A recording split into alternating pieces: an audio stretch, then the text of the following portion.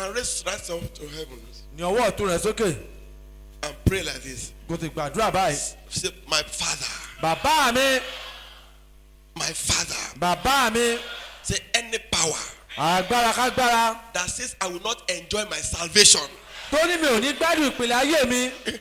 You will understand that prayer as we preach. Say, my Father. agbára kágbára. By the powers of heaven. pẹ̀lú agbára àrọ̀bùṣẹ̀dá Any ọ̀run. power that says I will not enjoy my salvation. agbára tó ní mi ò ní gbádùn ìgbàlà mi. Hold on.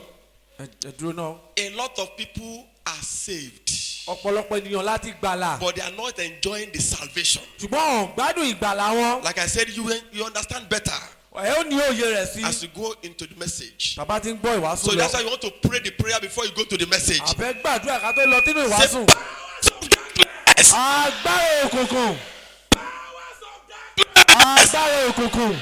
that says I will not enjoy my salvation. tó ní mi ò ní gbádùn ìgbàlà mi. òkùnrọ̀ ni ẹ máa kú ẹ máa kú. Jesus. Any power of darkness agbára òkùnkùn. that does not want me to enjoy my salvation. tó ní mi ò ní gbádùn ìgbàlà mi. Fire. ẹ máa kú ẹ máa kú nípa iná ẹ máa kú nípa iná ẹ máa kú nípa iná ẹ máa kú nípa iná ẹ máa kú nípa iná ẹ máa kú nípa iná. In Jesus' lórúkọ Jésù ni a gbàdúrà. Thank you, Jesus. Jésù ẹ ṣeun. Our Father and our God, we thank you. bàbá dúpẹ́ yín lógo. We glorify your name. a fi ìforúkọ yín. We thank you for bringing us here at this moment. àdúgbò pẹ́ tó mú wa láti báyìí lóòrọ̀ yìí. Take all glory in the name of ẹ Jesus. gba gbogbo ògo. We commit the remaining part of the service into your hands. a fi ìsìn tó kù lé yín lọ́wọ́. Take preeminence in Jesus' name. ẹ gba ògo lórúkọ Jésù. Take over this environment. ẹ gba àkóso àgbègbè yìí. Let your blood jẹ́ tí ẹ̀jẹ̀ yín overshadow this auditorium. kó bo gbogbo àgbègbè yìí. In the name of Jesus. ní orúkọ Jésù. Let your spirit jẹ́ tí ẹ̀mí yín minister to our spirit in the name of Jesus. ó bá àwọn ẹ̀mí wa sọ̀rọ̀. Every power that buy and sell gbogbo ẹ̀mí títà ẹ̀mí rírà that want to discharge the attention of your children tó away fẹ́ from mú you, wa máa yàbàrá. I command them to be banned in the name of lórí ẹ̀ Jesus. máa kú lórúkọ Jésù. Thank you, Holy Spirit. ẹ̀mí mímọ́ ẹ ṣeun. For in Jesus' name we pray. lórúkọ Jésù ni a gbàdúrà. Amen. àmín. Let's have a seat. ẹ jẹ́ a jókòó. Very briefly, we want to talk on a short topic called saved a fẹ́ kọ́ nípa ìgbàlà but bound. ṣùgbọ́n ó wà nínú ìgbèkùn. Saved agbàlà but bound. ṣùgbọ́n a tún fi sínú ìgbèkùn. Let somebody open to Isaiah 49. ẹ jẹ́ àṣìwé Isaiah 49.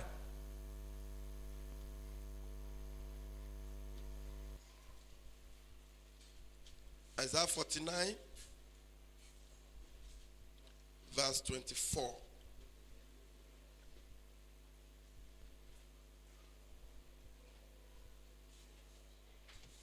Isaiah 49, verse 24. Shall be the what? Can you read? Can you read it louder? Yes. Yeah. Continue.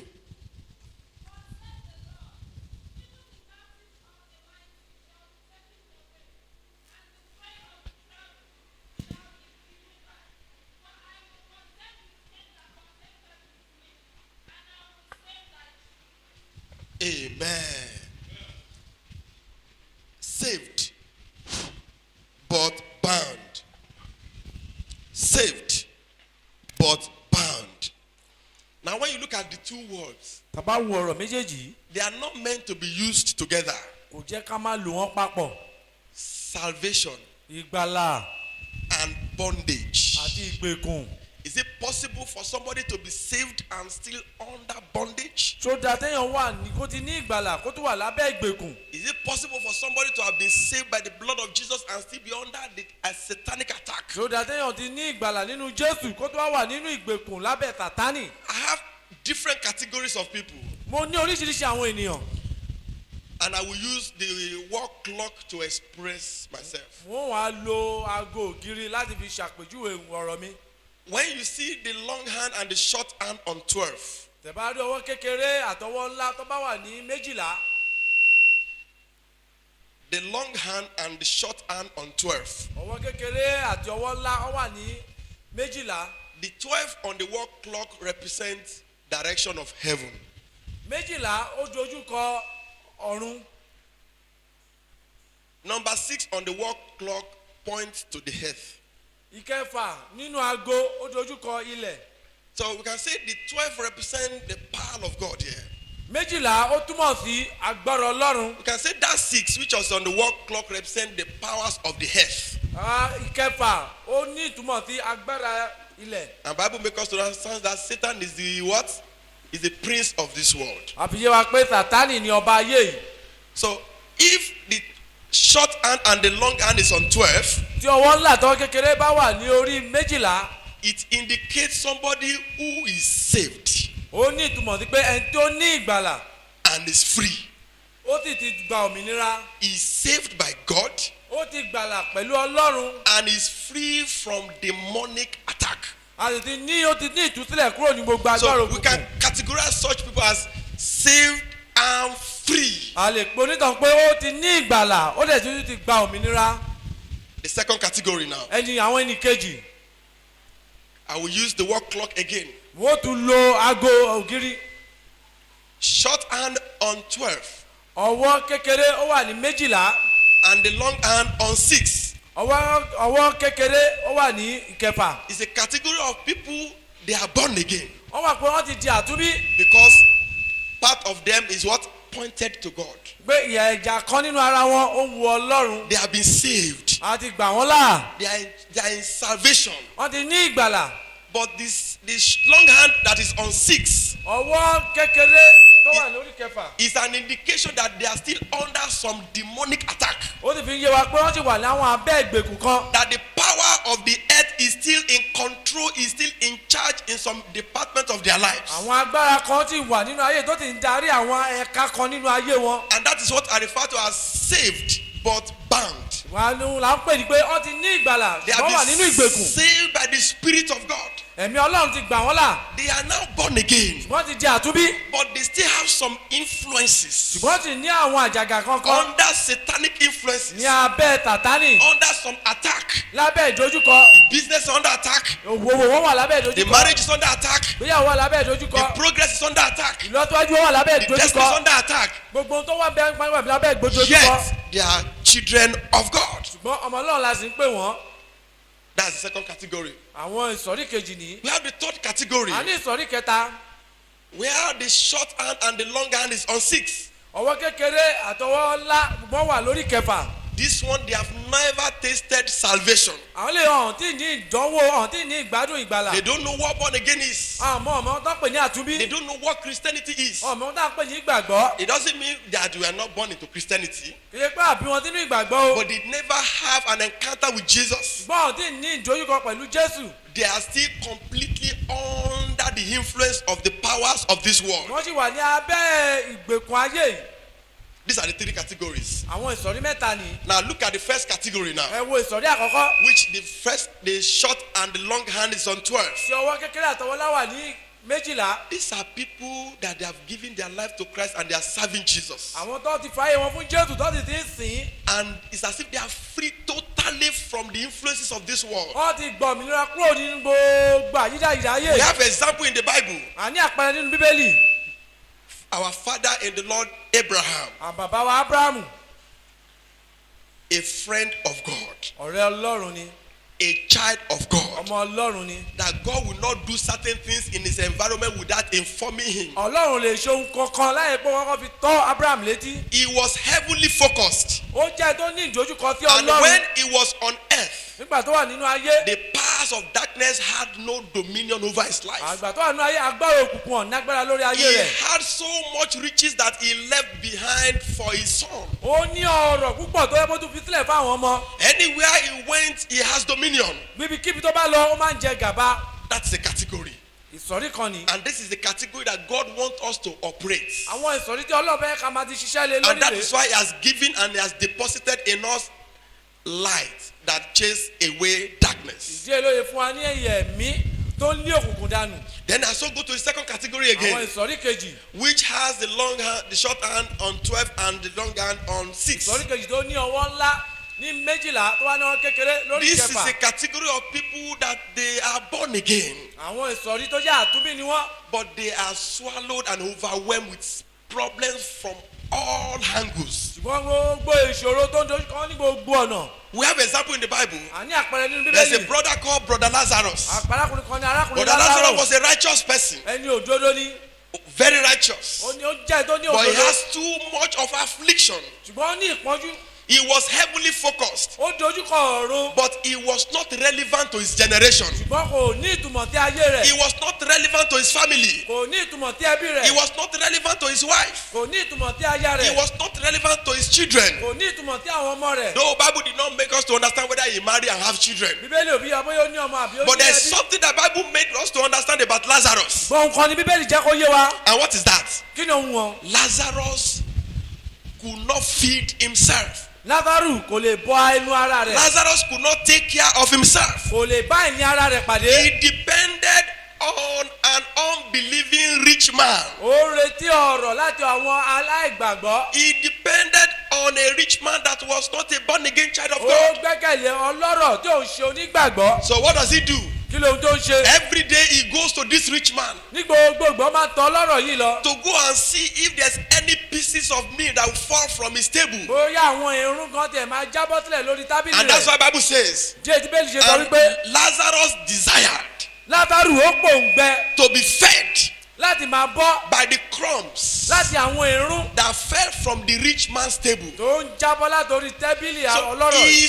settled down for the little pieces of food that fell from another man's table. ó ti pinnu pé ohun tó ń jábọ́lẹ̀ látòrí tábìlì So ọlọ́rọ̀ yìí ló máa somebody máa who jẹ. was struggling to feed himself by the crumbs of another man ẹ̀ tó ń tiraka láti máa fi bọ́ ara rẹ̀ can láti never irun take care of his family, kò lè mójútó can ẹbí never rẹ̀. take care of his generation, kò lè mójútó can ẹbí never ìran take rẹ̀. care of his family. kò lè mójútó ẹbí rẹ̀. He desired ó pòǹgbẹ to be fed láti máa bọ́ by the crumbs, láti inú irun by the pieces láti inú àwọn irun that drop tó ń jábọ́ from the rich man's table. látòrí tábìlì ọlọ́rọ̀. What made him not to be somebody who will be feeding others? kí ló dé tóun gan ṣe wá di pé ẹni tóun máa fún àwọn orílẹ̀-èdè. Why did he settle down to be somebody that must be fed? kí ló dé tó wá pinnu rẹ̀ pé wọ́n gbọ́dọ̀ máa bọ́ òun ni. Yet ìdí èyí he was a righteous man. ẹni òdodo ni He was a child of God. ọmọ ọlọ́run ni He goes to church, ó ń lọ sílé ìjọsìn do evangelism, ó ń ṣe ìjẹ ire ọkàn he do everything, ó ń ṣe ohun gbogbo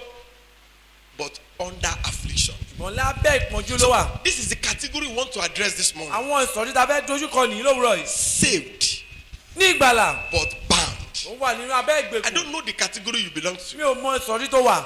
Brother Job said something. arákùnrin Jóòbù wí Say, ló sọ a nǹkan. man that is born of a woman, ẹni tí a bí láti inú obìnrin what is has short days, ó ní ìgbà kúkúrú few days, ìgbà kúkúrú and the few days is full of trouble, ìgbà kúkúrú náà kún fún ìpọ́njú is full of tragedy, ó kún fún ìjàmbá is full of problems, ó kún fún ìṣòro is full of a lot of sorrow. ó kún fún ìbànújẹ́. But Jesus said, gbọ̀njẹ́ tún wípé I have come mo wá to give you peace. láti wá fún ọ ní àlàáfíà. Satan has come Sátánì wá to steal, láti jí to kill, láti pa and to destroy, láti parun. because he is the prince of this world. ọba aláyé yìí ni. So if you are operating in the realm of this world, tó bá ń ṣiṣẹ́ ní abẹ́ ayé yìí. there's every tendency that you are under the control of satanic ó oppression. wà ní abẹ́ ìdarí Sátánì. But Jesus now said, Jésù wí ohun kan.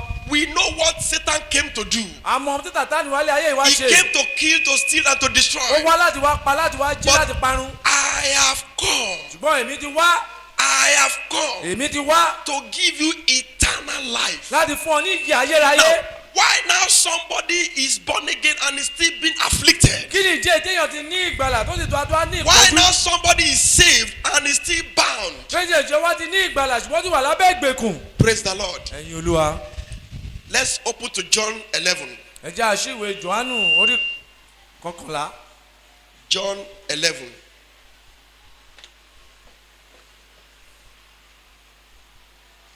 The book of John chapter 11, Jòhánù kọkànlá. verse 43 and 44. If you see, you can read. John 11, 43, 44.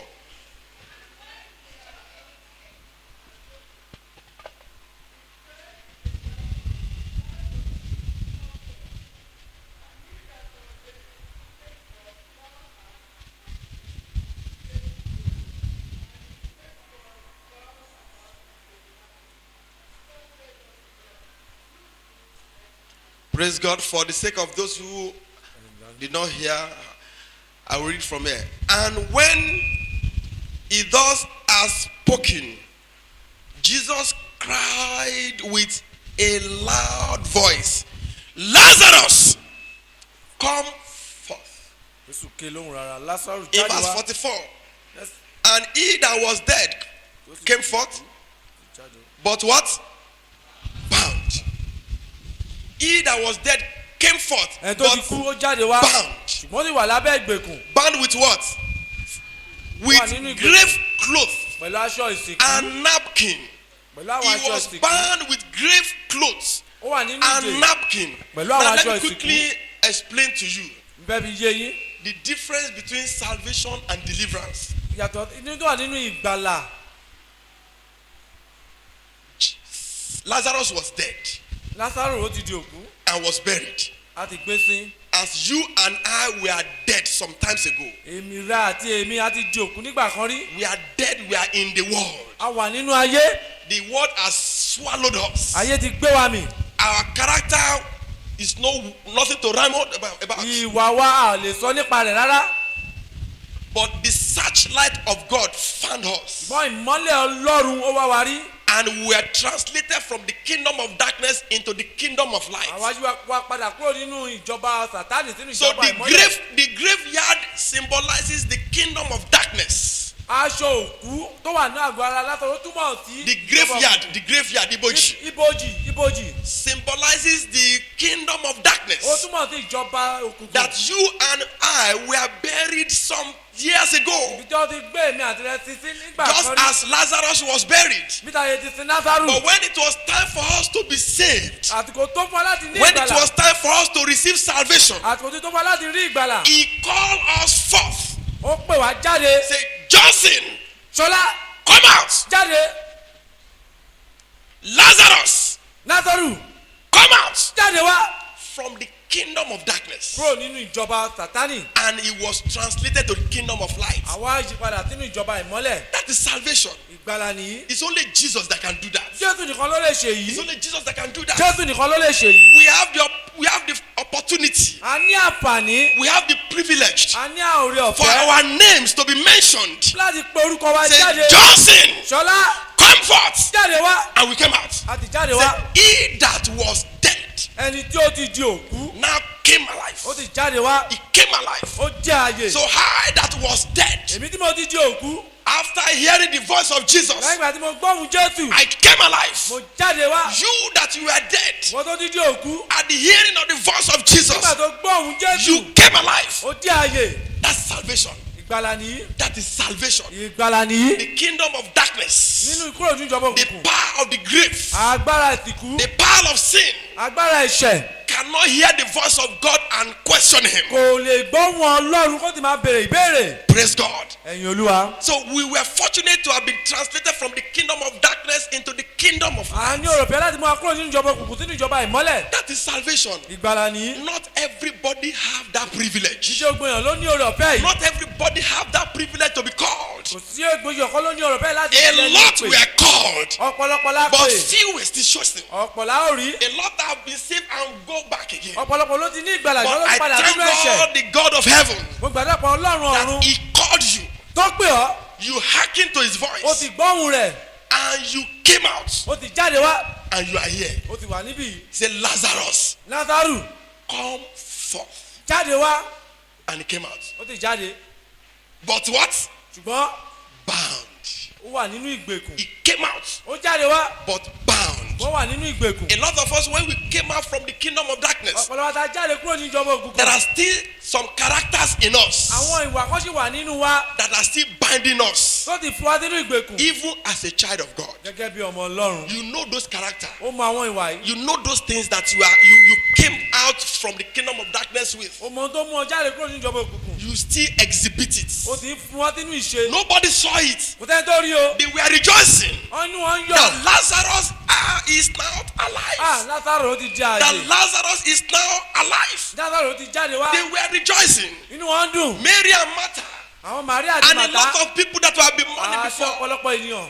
they were rejoicing. inú wọn dùn. And so the day you gave your life to Christ, bẹ́ẹ̀ ló ṣe lé ọjọ́ tó fẹ́ yẹ fún Jésù. there was a rejoicing in heaven ayọ̀ ń bẹ ní ọ̀run. because a sinner fún ẹlẹ́ṣẹ̀ has kan. been converted to God. ó ti di ìgbàlà tó There ti was a lot padà of sọ́dọ̀ Ọlọ́run. rejoicing. inú wọn dùn. They were rejoicing when they saw Lazarus coming forth. inú wọn dùn pàṣẹ pé Lásàrò jáde wá. What no man could see ṣé ènìyàn ò lè rí. in the life of Lazarus, nínú ayé Lásàrò. Jesus saw it. Jésù rí. What did he see? kí ló rí. He saw the grave cloth ó rí aṣọ ìsìnkú that bound his head. tó ti ta fi gbé láti orí. He saw the napkin ó rí aṣọ ìnùjú that bound his hand. tó fi so ọwọ́ rẹ̀. He saw the napkin tó rí aṣọ ìsìnkú that bound his leg. tó fi so ẹsẹ̀ rẹ̀. He said, no. lè gbádùn ìgbàlà pẹ̀lú àwọn ohun You wọ̀nyí. cannot enjoy salvation with this limitation. o lè gbádùn ìgbàlà pẹ̀lú Say, àwọn ohun lose him. ẹ tú sílẹ̀. Let him go. kó máa lọ. And people now saw.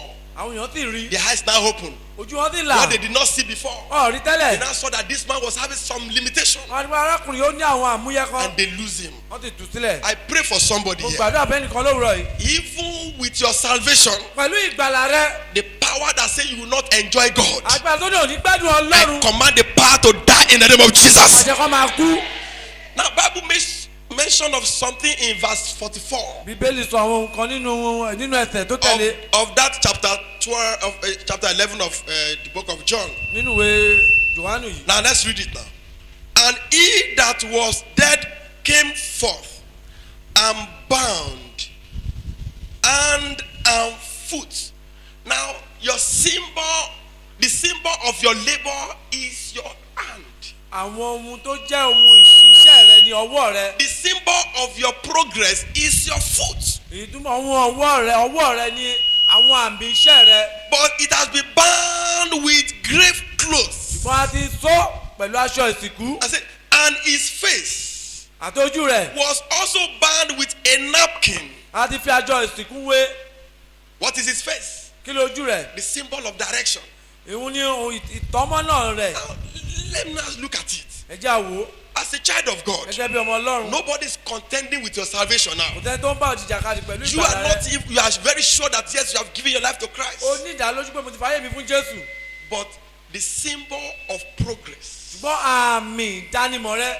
your symbol of progress àmì ìlọsíwájú rẹ. is under the attack of grave clothes. ó wà ní abẹ́ ìdè aṣọ Is ìsìnkú. under limitation. ó wà ní abẹ́ ìdè. That is why it is so difficult for you to progress. yìí ló yẹ ṣòro fún ọ láti ní ìlọsíwájú. You are saved but bound.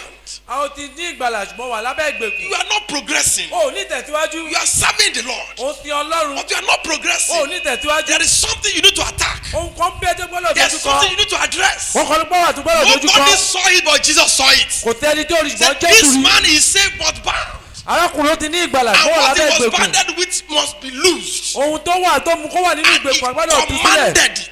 ó ti pàṣẹ. Said, lose him. ẹ tú sílẹ̀. Let him go. ẹ jẹ́ kó lọ. There's an angel that visits the pool of Bethesda every year. áńgẹ́lì kan wà tó ń tọ omi bàtàdà Because a lò. lot of people will gather at the pool. ọ̀pọ̀lọpọ̀ ènìyàn ló máa ń pẹ́ A lot lọ́pọ̀. of impotent folks àwọn tó ní ìlera with different level of impotency. pẹ̀lú gbogbo ìlera lóríṣiríṣi. They will be waiting for an angel wọ́n ń dúró de áńgẹ́lì kan to steer the water. láti rú omi. After they have stirred the tó water, bá ti rú omi. whoever enter into the water first ẹni tó bá kọ́ wọnú omi will be healed. yóò rí ìwòsàn. There was a great expectation, ìrètí ńlá. and this is an annual great expectation. àwọn ìrètí ọdọọdún ni. But the day the angel will come, none of them know about it. ọjọ́ tí áńgẹ́lì máa wà kò tẹ́ni tí ó mọ̀. The hour, the minute, the second the angel will come, nobody ìṣẹ́jú has. wákàtí tí ó wà kò But tẹ́ni they tó know mọ̀. that the angel will come once in a year. lẹ́ẹ̀kan lọ́dún áńgẹ́lì yóò wá. Praise God. ẹ̀yin Olúwa. There's going to be the steering of water here this morning. omi yóò rú níbàyí lówùúrọ̀ yìí. That as you enter into the water, bó o bá ṣe wọnú omi. whatever that serve as limitation ohun tó já àwọn will àìsàn suddenly disappear in the name of Jesus. yóò pòórá lórúkọ Jésù. Praise God. ẹ̀yin Olúwa. They were gathered there. wọ́n péjọpọ̀. But there's this one man. arákùnrin kan wà. He was so impotent that he could not survive this the contest. ó jẹ́ aláìlera tó yẹ pé kò lè. Anytime the angel come to stir the water, they outstep him. gbogbo ìgbà tí áńgẹ́lì bá láti ru omi wọ́n máa tẹ̀ And mọ́lẹ̀ Bible make kọjá us ní. to understand that he has been in that condition for 38 ó good ti ti years. wà nínú àìsàn yìí I fún don't know ọ̀pọ̀lọpọ̀ the ọjọ́. number of years that you have been limited. mi ò mọ́jọ́ tó ti tọ́ I don't know tàbí the tẹ́ ọ years lọ́wọ́. that you have been limited. mi ò mọ́jọ́ ọdún tó ti But di the ọ lọ́wọ́. power of God will set you free in the mighty name of Jesus. agbára Ọlọ́run yóò tú ọ sílẹ̀ The lówùrọ̀. power of God will set you free in the name of Jesus. agbára Ọlọ́run yóò tú ọ sílẹ̀ lówùrọ̀ yìí. That same mouth that commanded Lazarus to come forth. arákùnrin tó pàṣẹ fún Lásárù láti jáde wá. That same mouth that commanded Lazarus to come forth ẹni tó pàṣẹ fún Lásárù láti jáde wá. was the same mouth that asked Lazarus to be loosed. òun ló tún pàṣẹ fún Lásárù kó ní The same ìtúsílẹ̀. Jesus that gave you salvation, Jésù tó fún ọ ní ìgbàlà. that Jesus will deliver you in the name of Jesus. yóò tú ọ sílẹ̀ I lówùrọ̀ said, He yìí. will deliver you in the name of yóò Jesus. tú ọ sílẹ̀ lówùrọ̀ yìí.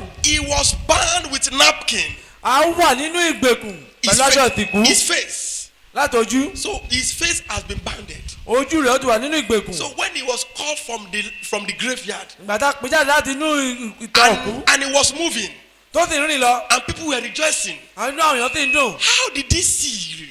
báwo ló ṣe ríran. How did he see the road? báwo ló ṣe rí ọ̀nà. How did he see the road? báwo ló ṣe rí ọ̀nà. If you know what they call napkin, tẹ bá mọ ohun tá a pè ṣe aṣọ ìtìkú. they can cover somebody with napkin and still be walking. a máa di ojú rẹ̀ láti sì máa rìn. Is that not possible?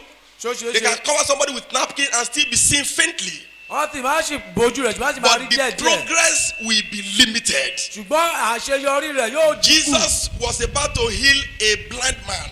Jésù fẹ́ wo afọ́jú kan sàn. He mixed his spit with the mud ó po ìyẹ̀ itọ́ rẹ̀ and he pẹ̀lú ìyọrìn. applied the mud into the face ó of ti the wá blind fi man àmì rẹ̀ tí àmọ̀ tí ojú rẹ̀. and asked him, ó sì pé "Can you see?" ṣó ti ríran. He said, "Yes, bẹ́ẹ̀ ni I can see men, mò ń rí àwọn ènìyàn. but walking like a tree." ṣùgbọ́n wọ́n rìn gẹ́gẹ́ bí igi. We are not seeing well. àwọn ò tí ì rí dáadáa. We are not seeing well. ó sì rí bàlàbàlà ni. He applied it again. ó tún fi tilẹ̀ kan sí. Can you see? ṣó ò ríran. Yes, I can see now. mo ti ń rí. I command the power of second touch mo pàṣẹ agbára ìfọwọ́tọ̀ upon your life in the name of Jesus. lórí ayé rẹ. I command the power of second touch upon your life in the name of agbára Jesus. ìfọwọ́tọ̀ ẹlẹ́ẹ̀kejì lórí ayé rẹ. The power of first touch is salvation. agbára ìfọwọ́tọ̀ àkọ́kọ́ ìgbàlà ni. The power of second touch is deliverance. agbára ìfọwọ́tọ̀ ìkejì túsílẹ̀ ni. The power of first touch agbára ìfọwọ́tọ̀ àkọ́kọ́. entered into the grave and brought Lazarus ó out. wọ sínú ìtàn kó ti mú Lásárù But jáde. he needed the second power, the power of second touch, ó nílò agbára ìfọwọ́tọ̀ ẹlẹ́ẹ̀kejì. which was the command. àṣẹ ni. Said, "Lose him, ẹ̀túsílẹ̀. let him go." ẹ jẹ́ kó lọ. You are saved. àtúndì o ti rí ìgbàlà. You are saved. o ti rí ìgbàlà. That's the power of the first touch. agbára ìfọwọ́tọ̀ àkọ́kọ́ nìyí. You need the power of the second touch. o nílò agbára ìfọwọ́tọ̀ ẹlẹ́ẹ̀kejì. And that is why God has established this kind of ministry. ìdí ìlọ́lọ́ ṣe gbé ìjà ìránṣẹ́ yìí sílẹ̀. And it's unfortunate a lot of people undermine the power of deliverance. ọ̀pọ̀ ṣe ní àdúgbò ọ̀pọ̀lọpọ̀ wa á dá fojú wo abẹ́rẹ́ agbára ìtúsílẹ̀ But kékeré. you that you are under the ministry of deliverance, wọ́n tó wà lábẹ́ iṣẹ́ ìránṣẹ́ ìtúsílẹ̀. you have nothing to do with suffering. o ní òun ṣe pẹ̀lú ìjìyà. You have nothing to do with limitation. o lóun ṣe pẹ̀lú ìjàmbù. But if you are ignorant of what you're supposed to do, tó ìgbọ́n tó bá ní òye ohun tó yẹ kó ṣe. one can die in that stage. èèyàn lè kú sínú ipò yìí. Lazarus, Lásárù the other Lazarus now, Lásárù ẹni kejì desired ó pinnu to be fed. láti ní No, epo we láti are ní talking kó about máa two bọ̀. different. We are talking about two different Lazarus now. àwọn Lásárù méjìlá There's tọrọ. one Lazarus and the rich man's story, Lásárù kan wà pẹ̀lú ọlọ́rọ̀ which has sore all over his body, tó ní ègbò ní gbogbo ara rẹ̀. that was feeding from the crumbs that fell from the rich man's table. yẹ pé èérún tó ń jábọ́ látòrí And tábìlì Bible made ọlọ́rọ̀. us to understand that when Lazarus died, bíbélì abiyá pípa tó kú. he went to heaven ó lọ sí ọ̀run. in the bosom of Abraham. lójókòó ti While Abraham. the rich man died, gbàtí ọlọ́rọ̀ kú. he went to hell. ó lọ sí ọ̀run So we are àpáàdì. not talking about the other Lazarus now. àti sọ nípa tìyẹn báyìí. The other Lazarus is one. There was one that Jesus called from the graveyard. Lásárù kejì tá à ń sọ níbi tí Jésù pè jáde nínú ìsùsọ̀ òkú. But the first Lazarus, mọ Lásárù àkọ́kọ́. he desired ó pinnu to be fed láti máa bọ́ by the crumbs láti inú èérún that fell from the rich man's table. tó ń jábọ́ látòrí tábìlì ọlọ́rọ̀. It was his desire, ìwú tó pinnu rèé. not the heavenly desire. kò pinnu ohun tí ọ̀run sọ. He settled for the crumbs. ó pinnu láti máa fi jẹ àwọn He irú. settled for the crumbs. ó pinnu ọkàn rẹ̀ láti máa pé irú lòun yóò máa Though jẹ. he made heaven, ó lọ sí ọ̀run o. but when he was on earth, ṣùgbọ́n pàtó wà láyé it was not relevant. kò ní ìtumọ̀. But that is not the assignment of God for you. yóò ṣe ètò fún ọlọ́run fún ọ. You must be relevant while you are on earth, ó gbọ́dọ̀ ní ìtumọ̀ nígbà tó wà láyé. and when you die, nígbà tó bá kú. you still need to make heaven. o ní láti tún bá ọ̀run. You láti still need to jọba make lọ́run. heaven. láti tún lọ That's bá why ọ̀run. I pray for you. mo gbàdúrà fún ọ. Whatever that is limiting your relevance, ohunkóhun tí o fẹ́ kó ní ìtumọ̀. whatever that is limiting your progress, ohunkóhun tí o fẹ́ kó ní ìlọsíwájú. whatever that is limiting your direction, ohunkóhun tí o fẹ́ kó ní ìlọsíwájú. I cause them in the name of Jesus. fi wọ́n ré lórúkọ Jésù. I cause them in the name of Jesus. fi wọ́n ré lórúkọ Jésù. I cause them in the name of Jesus. fi wọ́n ré lórúkọ Jésù. Close your eyes and pray this prayer. díjú rẹ kó gbàdúrà Say, yìí. powers of darkness agbára òkùnkùn that want to cage my salvation, tó fẹ́ fi ìgbàlà mi sínú òkùnkùn. die by fire. kú nípa iná. In the mighty name of Jesus. lórúkọ Jésù. Open your mouth and pray. ẹ lanu kẹ́ gbàdúrà. Powers of darkness agbára òkùnkùn that want to cage my salvation, tó fẹ́ fi ìgbàlà that mi does sínú not want me to ìgbèkùn. enjoy my salvation, gbádùn àlàáfíà mi. die by fire. ẹ máa kú nípa iná. In Jesus' mighty name we pray. lórúkọ Jésù ní agbàdúrà. Somebody will be saying, what is pastor saying? ìgbà wọn pé kí ni olùṣàgùtàn sọ. Is it possible for somebody to be saved and still be bound? ṣó jàmíyàn kó ní kó wà nínú ìgbàlà kó tún wà nínú ìgbèkùn. Bible made a statement. bíbélì sọ nǹkan. He said, affliction ìpọ́njú makes the wise man mad. ó máa ń mú ẹ tí ó gbọ́ yàwèrè. Affliction ìpọ́njú can make a wise man ó máa ń mú ẹ tí ó ní ọgbọ́n to become mad. kó yàwèrè. Affliction ìpọ́njú can make a child of God ó lè mú ọmọ Ọlọ́run who is wise tó ní ọgbọ́n tó ní òye to be spiritually mad. kó yàwèrè ní ti And ní ti that is ẹ̀mí. why we started with the prayer that Gio prayed yesterday. díẹ̀ láyé bẹ̀rẹ̀ pẹ̀lú àdúrà tí alábùjọ wa gbà lé àná. Powers, agbára problems, ìṣòro affliction ìpọ́njú that want me to visit places that I should not go. tó bá yẹ kí n bẹ àwọn ibi tí ò yẹ kí n lọ wò. It's a serious prayer. àdúrà tó le ní. Problems ìṣòro that want me to go to places that I should not go. tó bá yẹ kí n lọ síbi tí ò jẹ́ kí n lọ. A lot of people, because they are looking for the fruit of the womb, ọ̀pọ̀lọpọ̀ torí pé wọ́n wá èso inú. they have visited places that they should not visit. wọ́n ti bẹ ibi tí ò yẹ kó lọ wò. They have drank a lot of concoction that they should not have taken. wọ́n ti mu oríṣiríṣi àgbo tí ò yẹ kó mu. They have been prayed for by people, the pastor that are under the curse of God. àwọn olùṣàgùtàn tẹ́ pọ́n wà lábẹ́ ègún Ọlọ́run wọ́n ti gbàdúrà fún I wọn. pray for you. mo gbàdúrà fún ọ. Whatever problem that you face, ìṣòro kí ìṣòro tó máa là kọjá. whatever problem that will face you, ìṣòro kí ìṣòro tó máa dojú that kọ will ẹ́. drag you to places where they did not call Jesus, tó máa mú ọ lọ síbi tí ò ti I pè é command Jésù. the problem to expire by fire. táwọn ìṣòro kan máa In the mighty name of Jesus. ní orúkọ Jésù. Oppression, wàhálà affliction, ìpọ́njú failure ìkùnà can make a wise man to become mad. ó lè mú onígbàgbọ́ kó jáwèrè. So when you're in that kind of situation, tó bá wà nínú àwọn ipò yìí you need God. o nílò You Ọlọ́run. need the second touch. o nílò ìfọwọ́tọ́ ìkejì. Second touch. ìfọwọ́tọ́ The ìkejì. first touch, you have received it. ìfọwọ́tọ́ àkọ́kọ́ o The ti gbà first á. touch is He has called you out. ìfọwọ́tọ́ àkọ́kọ́ ni ó ti pè ọ́ jáde. And you are out already. o ti jáde náà. But there are a lot of limitations. ṣùgbọ́n àwọn ìdíyẹ àwọn Your hands àjàbù are tied. ọwọ́ rẹ ti wà nínú ìgbèkùn. Your legs are tied. àwọn ẹsẹ̀ rẹ ti wà àti so. Your face is covered with a ti napkin. bo ojú rẹ pẹ̀lú ẹjọ́ But you ìsìnkú. are saved. ṣùgbọ́n o ti ní ìgbàlà. But you need the second touch, o nílò ìfọwọ́tọ́ which kejì. is the salvation. òun ní ìgbàlà. Let's open finally to the book of Acts. ẹja àṣì ìwé bíbélì àtinúwé Acts. The book of Acts of Apostles. ìwé àwọn àpótélì. I think that's chapter 24.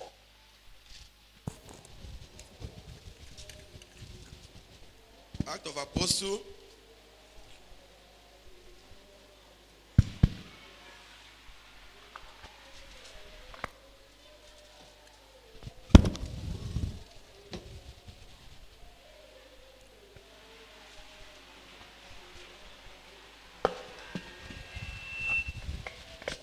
Act 22. Act of Apostle chapter 22.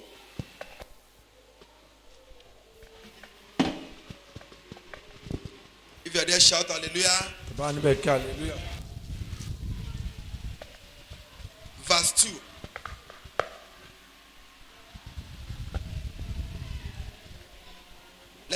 verse 1. Say, men, brethren, and fathers, hear ye my defense, which I make now unto you. Now look at verse 2. And when they heard that he spake in the Hebrew tongue to them, they kept the more silence, and he said. Now when you continue to read, you will see the defense of brother Paul. ẹ rí arákùnrin tí arákùnrin Paul sọ So níbí. when he was about to address the congregation, nígbà tó fẹ́ bá àwọn ènìyàn sọ̀rọ̀. he speak the Hebrew language. wọ́n bẹ̀rẹ̀ sí máa sọ ní èdè Hébérù. Now look at verse 3. ẹ wo ẹsẹ̀ kẹta. Look at what he said in verse 3. ẹ̀wọ̀n tó sọ. I am verily a man which am a Jew, born in Tarsus, and in a city in Cilicia, yet brought up in this city at the feet of Gamaliel.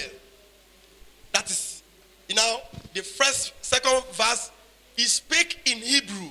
Sọrí àkọ́kọ́ ó sọ èdè Hébérù. And in Hebrew language, he introduced himself to them as a Jew. Nínú èdè Hébérù ó fi ara rẹ̀ hàn gẹ́gẹ́ bí ọmọ He Júù. showed his identity. Ó fi ara rẹ̀ hàn. He showed his identity. Ó fi ara rẹ̀ hàn. Now let's go to verse 25 because of our time. Verse 25.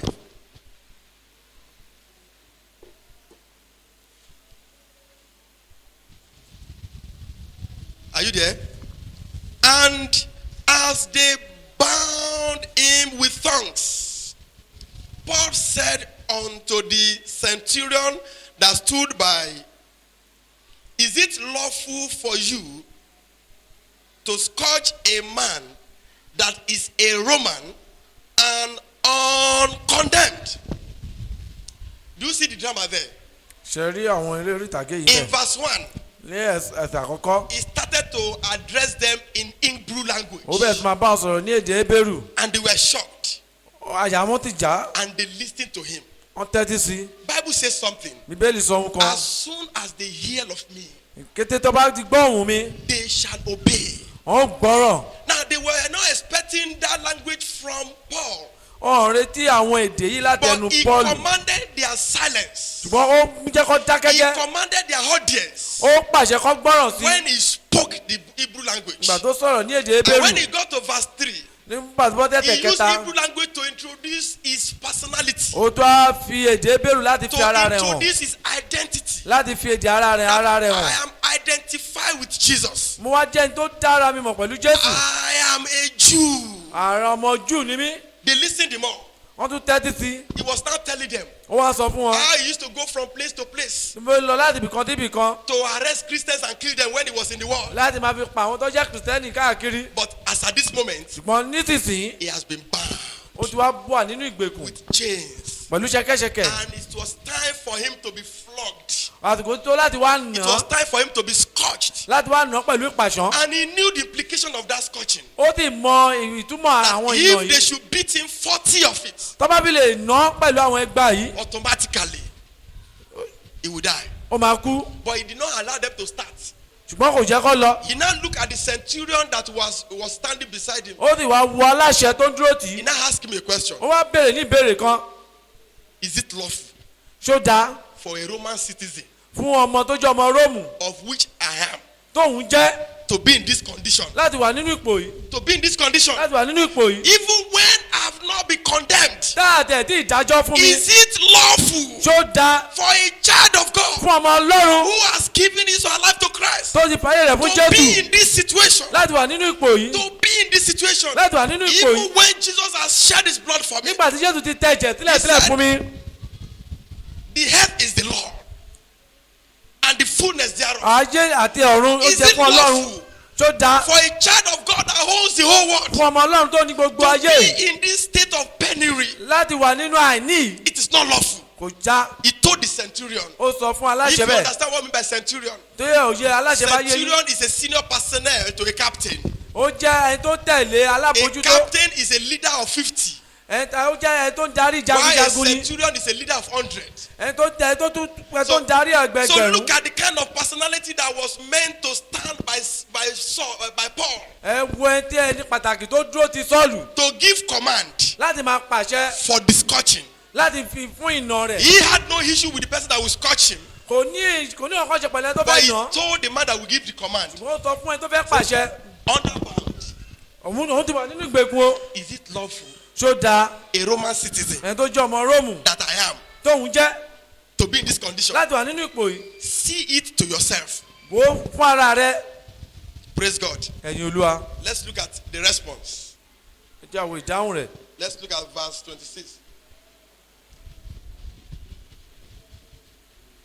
Verse 26. When the centurion, have you seen it? When the centurion heard that, he went and told the chief captain, saying, "Be careful, take heed what thou doest, for this man is a Roman." Somebody who introduced himself as a Jew ẹni tó fi ara rẹ̀ gẹ́gẹ́ bí Júù. now showed another identity, ó tó a tún fi àwọn ohun mìíràn wọ̀n. because that is the only wisdom for now. ohun ọgbọ́n tó lè lò nìyí. And the chief captain, if you read it because of time, the chief captain left where he was to come and meet Paul. àdarí yóò kúrò níbi tó wà ó lè wá bá àpọ́télì Pọ́ọ̀lù. Is it true? ṣóòtọ́ ni. I heard that you are a Roman. ó sọ fún mi pé ọmọ Róòmù ni ẹ́. How come? báwo ló ṣe jẹ́. I used money to buy my citizenship. mo ra owó láti fi ra ọmọ gẹ́gẹ́ bí ọmọ ìlú And ni. Paul said, Pọ́ọ̀lù sì wí pé I was born free. àbí èmi I lọ́fẹ̀ẹ́ did ni. not use money to buy my own. èmi ò lo owó láti ra tèmi. You can read the rest of the story. ẹ lè ka gbogbo àwọn ìtàn yìí. Brethren, ẹ̀yin ará if you don't know what to do at the right time, tó o bá mọ ohun tó yẹ kó ṣe you lákòókò. can be in that condition till you die. o lè wà nínú ipò tí tó fi kú. Paul knows that if he did not speak on time, Pọ́ọ̀lù mọ̀ pé tó o bá tètè sọ̀rọ̀. the next procedure is for him to be scourged unto death. ipò tó kàn ní pé láti nà òun títí dojú ikú ni. Paul has been ministering from one place to the other. Pọ́ọ̀lù ó ti ń lọ láti máa fi jèrè He ọkàn has láti been ibìkan débi kejì. converting people to God. ó ti ń mú àwọn ènìyàn yí padà He sí Ọlọ́run. had a genuine encounter with Jesus on the way to Damascus. ó ní ìbápàdé pẹ̀lú Jésù nígbà tó lọ sí Damascus. Saved, ó ní ìgbàlà. but bound. wọ́n wà nínú ìgbèkùn. Some were saved and bound, àwọn kan wà wọ́n ní ìgbàlà wọ́n tó wà nínú ìgbèkùn. and they die in their bondage, wọ́n ti kú sínú ìgbèkùn. though they made heaven, ṣùgbọ́n wọ́n lọ sí ọ̀run o. like brother Lazarus. gẹ́gẹ́ bí arákùnrin Lásárù. So Paul Pọ́ọ̀lù was saved. ó ní ìgbàlà. We read here that he was under bound. ṣùgbọ́n ó bẹ ní abẹ́ ìgbèkùn. But when it was time for him to act, ṣùgbọ́n ìgbà tó jẹ́ fún when láti it was time for sọ̀rọ̀. him to show his identity, ìgbà tó fẹ́ fi ara rẹ̀ hàn. when it was time for him to ask questions, ìgbà tó yẹ fún òun láti when béèrè. it was time to challenge the situation, ìgbà tó fẹ́ dojúkọ àwọn ìṣòro he rẹ̀. spoke out ó sọ̀rọ̀ jáde. and he got deliverance. ó sì ní ìtúsílẹ̀. Brethren, ẹ̀yin ará I don't know the power that is binding you. mi ò máa gbẹ́dá tó fi ọtí ní I don't know ìgbèkùn. the power that is tying you down. mi ò máa gbẹ́dá tó sọ ọ́ I don't know mọ́lẹ̀. the power that said the work of your hand will not progress. mo gbà tó pọ̀ ohun iṣẹ́ ọwọ́ I rẹ̀ don't ní know ṣe the power rere. that said you will not see direction. mi ò gbà tó pọ̀ ní ní I don't ìdarí. know the power that said you will not move ahead. mo gbà tó pọ̀ ní ní But if your ìlọsíwájú. amen can be very loud this wọ́n tí moment, àmì rẹ̀ bá lè I gbòòrò. command that power to lose their mo hold. pàṣẹ tá à ń fẹ́ ẹ̀kọ́ In the mighty name of ní Jesus. orúkọ Jésù. In the mighty name of ní Jesus. orúkọ Jésù. It is possible ó ṣeé ṣe for a child of God fún ọmọ Ọlọ́run to be under bound. kó wà nínú abẹ́ ìgbèkùn. It is possible ó ṣeé ṣe for a child of God fún ọmọ Ọlọ́run to be under bondage. láti wà lábẹ́ ìgbèkùn. But it is not normal ṣùgbọ́n kò ṣe ohun tó for a jẹ́ child of God fún ọmọ Ọlọ́run to be under bondage. láti wà So lábẹ́ if you ìgbèkùn. now found yourself being limited, ṣùgbọ́n tó bá rí ara rẹ if you pé now found yourself being under bondage, tó bá rí pé ara rẹ lábẹ́ ìgbèkùn. do what Paul did. ṣe ohun tí Paul ṣe. Challenge the situation. dojúkọ ipò yìí. Say something about yourself. sọ nǹkan nípa Let ara the rẹ. kingdom of darkness know who you are. jẹ́ tí ìjọba Is òkúmọ̀ it ẹjọ́ jẹ́. lawful for a Roman citizen to be in this condition? ṣé ó ṣeé ṣe fún ọmọ Róòmù láti wà nínú Is ìgbèkùn it yìí. possible for a child of God to be under this ṣé ó bondage? dáa fún ọmọ Ọlọ́run láti wà nínú Is it ìgbèkùn yìí. possible for the child of the owner of the head to have no land? ṣé ó dáa fún ọmọ tó jẹ́ Is fún it ọmọ lọ́láyé possible for àtọ̀run. the child of a clothes seller to be wearing rag? ṣé ó dáa fún ọmọ aláṣọ kó máa wà It is kíta. not normal for the child of a meat seller to be hitting. ṣé ó dáa fún ọmọ ẹlẹ́rọ kó máa jẹ gúgú. Challenge the situation. dójúkọ ipò yìí. Go for deliverance. lọ fún ìtúsílẹ̀. Go for prayers. lọ fún àdúrà. And I pray mo ti gbàdúrà. God will deliver you. ọlọ́run yóò tú ọ sílẹ̀. In the mighty name of Jesus. lórúkọ jésù. Don't manage what will damage you. má máa fara ti ohun tó máa pọ́run. Don't hide under the economy situation. má ta pamọ́ sínú apẹ́rẹ́ bó ṣe ń Don't ṣẹlẹ̀ yìí. hide under here. It is one party that won. It's not another party that won. báyìí tata bẹ́ẹ̀ kò pé àwọn ìṣèlú kan ló ṣe. You are an ambassador of heaven. ọmọ ìjọba ọ̀run ni You ọ́. are an ambassador of heaven. ọmọ ìjọba ọ̀run ni ọ́. You are here to represent your father that is in heaven. ó wà láti wá ṣe aṣojú ọlọ́run ni. Let me ask you a question. jẹ́ béèrè kan lọ́wọ́ The rẹ. ambassador of America to Nigeria. alábòjútó ilẹ̀ amẹ́ríkà tó wá wà sí lórílẹ̀‐èdè nàìjíríà yìí.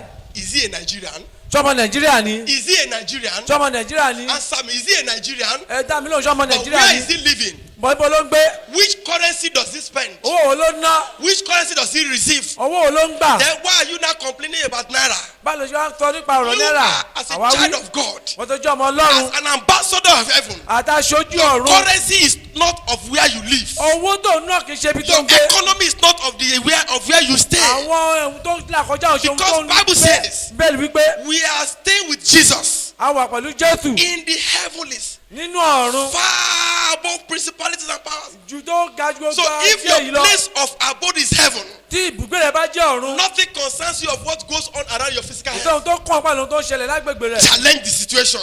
pé ipò níjà. Challenge the situation. pé àwọn ìpè yìí níjà. Talk when you need to talk. sọ̀rọ̀ níbi tí a kò ti The sọ̀rọ̀. Bible says, be wise as serpent ìbéèrè sọ pé gbọ́n gẹ́gẹ́ bí ejò. and be gentle as dove. kò sì nítorí gẹ́gẹ́ bí In this ẹyẹlé. passage that we have read, níbi tó ka ẹ́.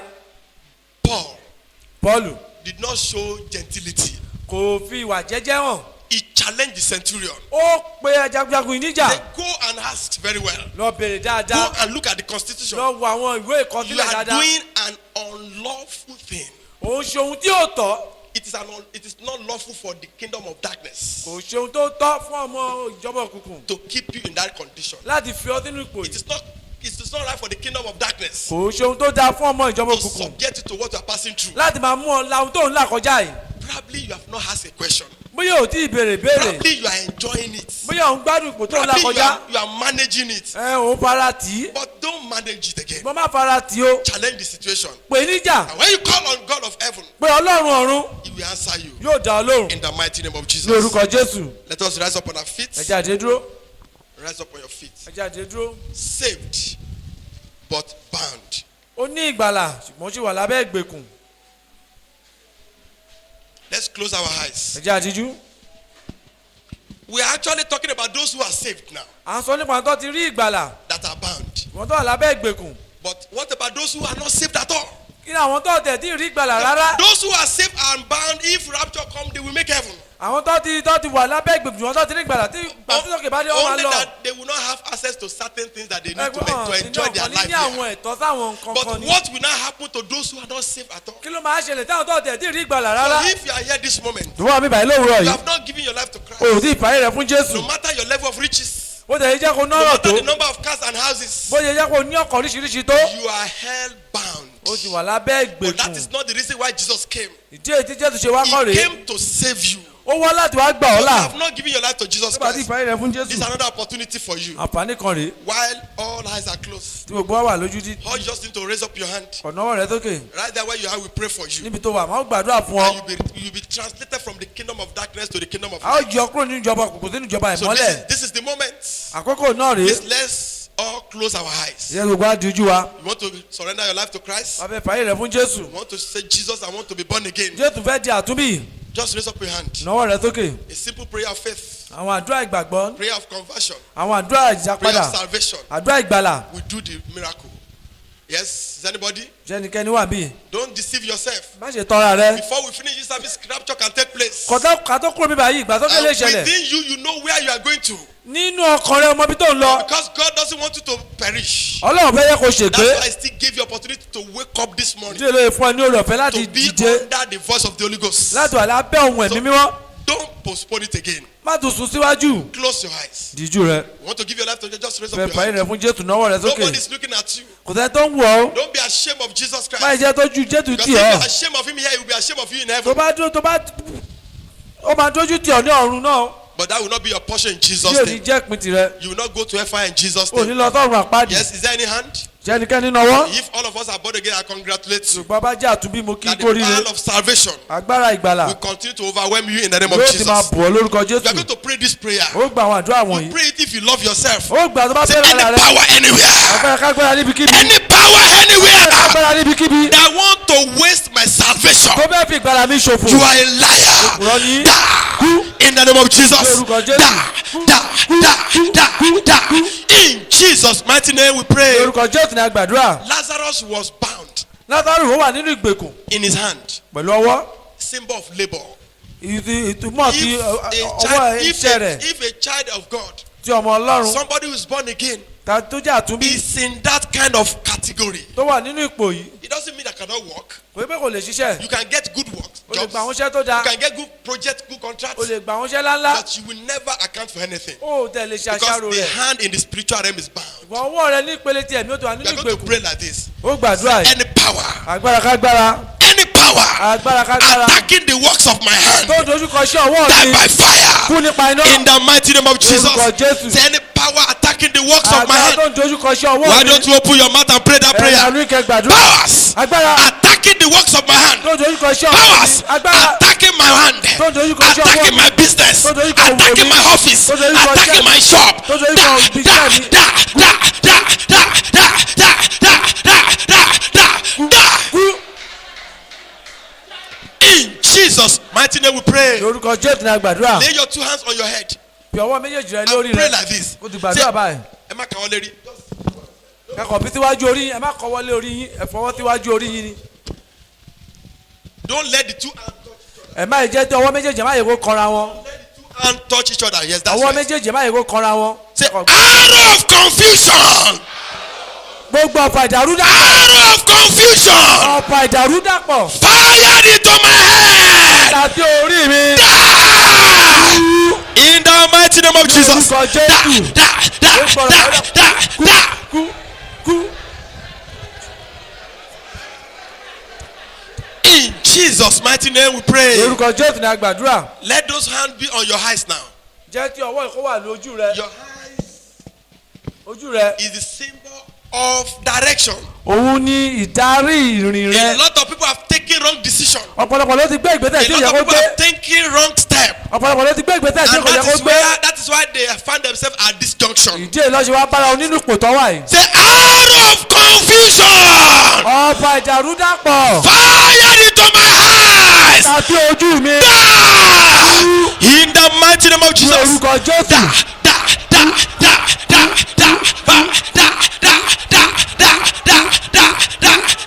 In Jesus' mighty name we pray. lórúkọ Jésù ní agbàdúrà And this last one say, as I tap my feet on the floor, bí mo ṣe ń fi ẹsẹ̀ mi as lálẹ̀ I tap my feet on the ground, bí mo ṣe ń lé àwọn ẹsẹ̀ mi lálẹ̀ every arrow of confusion, gbogbo àrò ìdàrúdàpọ̀ every arrow of confusion, ọ̀pá ìdàrúdàpọ̀ every arrow of confusion, ìdàrúdàpọ̀ come out. jáde Tap your feet now, tap your feet, tap it. ẹsẹ̀ ìmọ́lẹ̀